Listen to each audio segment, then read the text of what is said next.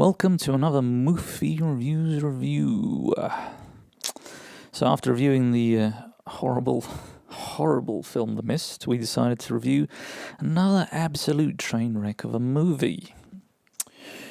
Now, the only thing more blood-chilling and revolting than a Stephen King movie is a Meg Ryan movie. And even worse, it's based on the so-called internet. What the heck is that? You've Got Mail is a really terrible movie. Now, devil's advocate, you know how Hollywood has a knack for missing the label and totally not being able to relate to the reality of anything that involves actual thinking power? Yep, this movie assumes you have no idea what the internet is and what people use email for. So the movie starts with an admittedly cool if not geeky graphical intro, and then we're treated to seeing Meg Ryan and her love interest exchange a crap conversation, followed by Meg running in a retarded fashion to a laptop and logging onto her AOL as if it was some amazing feat of technology. What year is this again?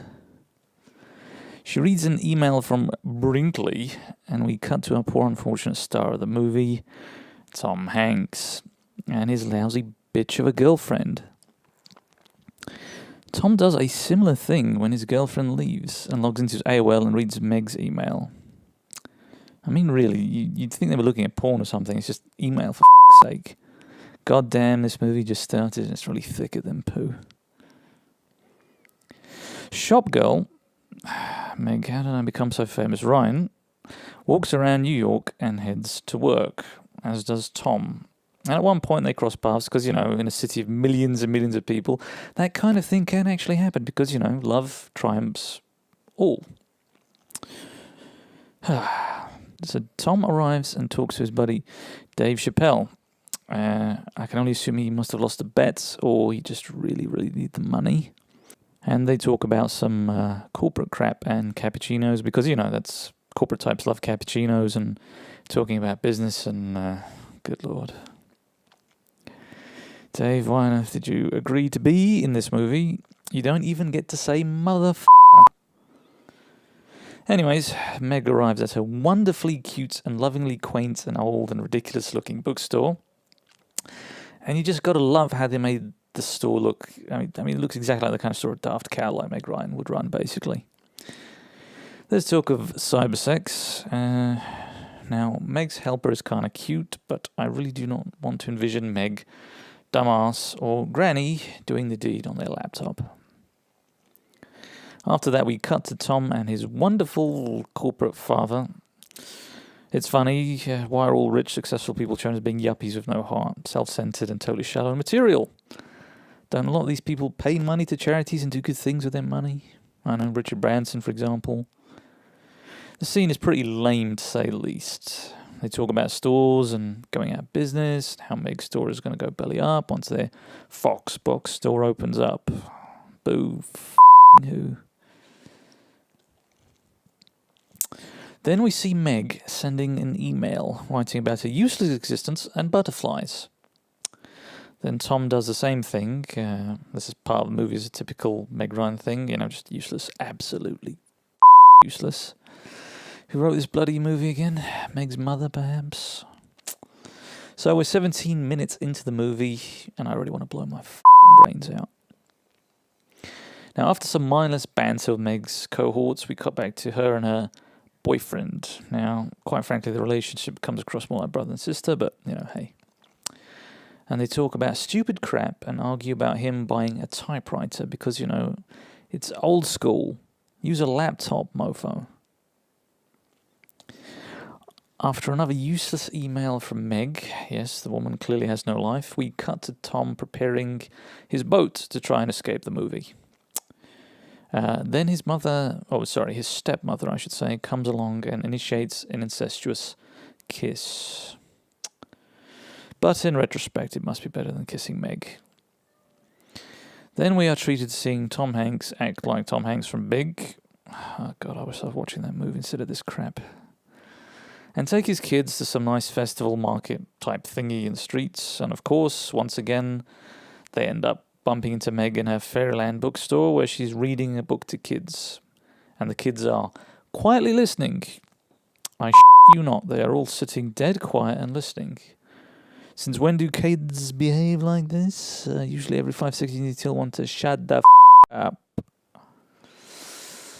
Of course, Tom's kids meet Meg and retreat some weirdness and something about the girl being his aunt and the kid boy being his brother, and the explanation for it is nothing short of amazing, and the fact that Meg didn't laugh and tell him to get the out is nothing short of a miracle. Tom feels guilty, of course, because they nearly find out who he is, evil corporate destroyer of Fairyland bookstores. And the scene as well, all I can say is Tom must have hit the vodka hard to get through that scene without making a fuss and asking for a rewrite. I don't know. So this is about 29 minutes into the movie, and I can hear my brain cells screaming out in agony. The Fox bookstore opens up, and you know what?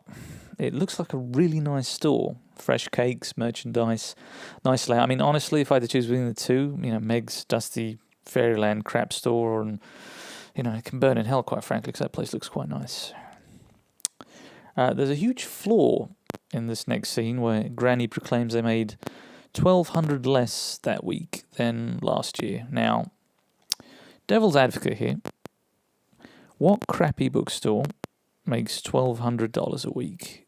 I mean, really? If it were a general bookstore, sure, but a kid's bookstore in New York? I mean, do you guys really make around $1,200 a week despite being tiny and outdated? Heck, do you still even exist? The next scene of the movie is a no-brainer. Meg and her boyfriend, go for a dinner party type thing, and of course, Tom's there with his bitch. And of course, they meet, and Tom tries to avoid her finding out who he is, and Meg naturally finds out his name isn't just Joe. The exchange between them then, when she finds out, is kind of terrible. Tom deals with it like a tool, talks about the Godfather and generally doesn't give a crap, and Meg acts like Meg.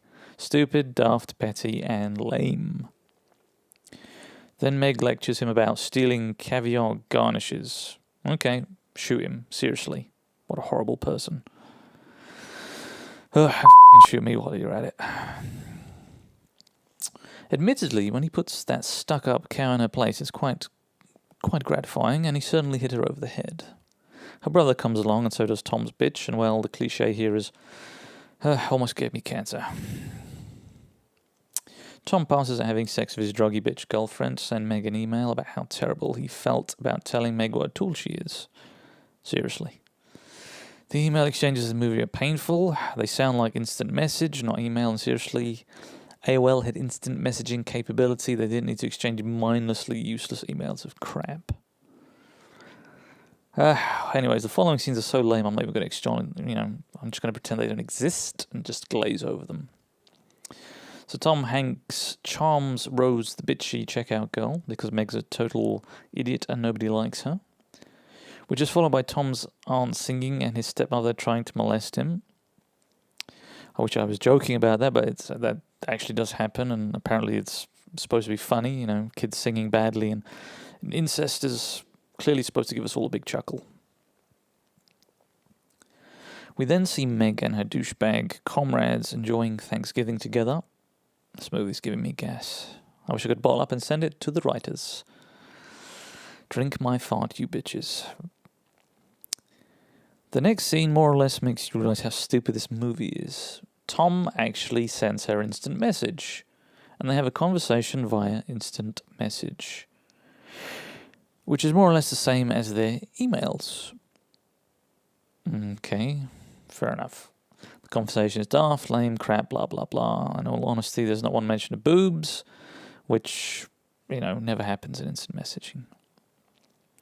The crap that goes on is stupid and once again cliche, and why did I agree to watch this bloody movie? Finally, she asks to meet him because she's going bankrupt. Ha ha ha. And Tom and Dave go for a stroll to the place he's going to meet her. Dave notes that it just happens to be Meg Ryan. After seeing that, Tom decides to do the smart thing and run home and avoid sitting with that god-awful actress. Yes, Meg, you're alone and nobody likes you. You smell. Then Tom, for some stupid reason, decides to walk in and sit with her. We're glad that he does, because she acts like a complete rude bitch, and it's amazing to watch, people like her act all cute, nice one second, and act like a complete first-class heel the next. So this is about an hour and 10 into the film, and for some reason there's still a whole bunch left. Why? I have no f***ing idea. So after talking to her dumbass friends about why she was stood up, and they think it's some rooftop killer or something like that, I wasn't really paying attention, to be honest. She fires off another sappy email, and Tom rethinks ignoring her bitchiness. Oh, Tom, why couldn't you just have ignored her and let the movie end? On a more positive note, Meg decides to close down Fairyland and the old granny mentions she bought Intel at 6. Because, we all get business references. Fast forward, Meg supposedly tells her boyfriend that she basically thinks he's great, but he doesn't, he's not all that. The scene is kind of ridiculous, and the couples never really actually act like that when they're parting ways. Usually there's, one or two exchanges of "fuck you" and "fuck this" and "you're a piece of shit" and blah, blah, blah. So really very lame. Very lame. So Meg walks into Fox bookstore and sees just how amazingly awesome it is compared to a crappy store, and realizes that she was a complete bitch and was completely outclassed. So taste it. And then, of course, the next scene, we have Tom leaving his girlfriend because, that's how the universe works. And, we're treated seeing Meg's empty store and all this kind of nostalgic blah, blah, blah crap and whatever, and more emails, and oh, God, why is this film still going? Okay, so Tom's dad leaves this horrible bitch too, and we're grateful. No more incest scenes, and they have a little bonding moment, which is just, I don't know, it doesn't really come off very interesting or fascinating, so yeah. So anyways, Tom goes to see Meg with flowers, and the scene is just bleh. Apparently going out of business doesn't really hurt someone or mess them up. She seems to be dealing with it very well, and she's being very perky and cute. After he leaves, she decides they should meet, her and her imaginary email buddy, that is, and for some reason at this point they hang out and they enjoy each other's company, despite her being a complete tool and him putting her out of business and making her bankrupt. Oh God, it's almost over. 1 hour and 53 into the movie, Over the Rainbow kicks in, and I wish I was dead. 1 hour and 54 minutes in, and Meg does her trademark sloppy Rottweiler kiss, and the camera pans up to the clouds. I can only assume the cameraman at this point probably took his own life. Oh, the conclusion, that was f***ing painful. Who in their right mind would find a movie like that entertaining is beyond me. My brain is numb. And I'm seriously contemplating taking legal action against the people who wrote this pile of feces. Making fun of Meg Ryan might seem kind of mean, but in all honesty, this movie, she deserves every mean thing said about her. It's tactless, tasteless, bland, and quite frankly, about as romantic as a punch in the face, and about as funny as a f***ing encyclopedia. Things I learnt from this movie. Not one single f***ing thing.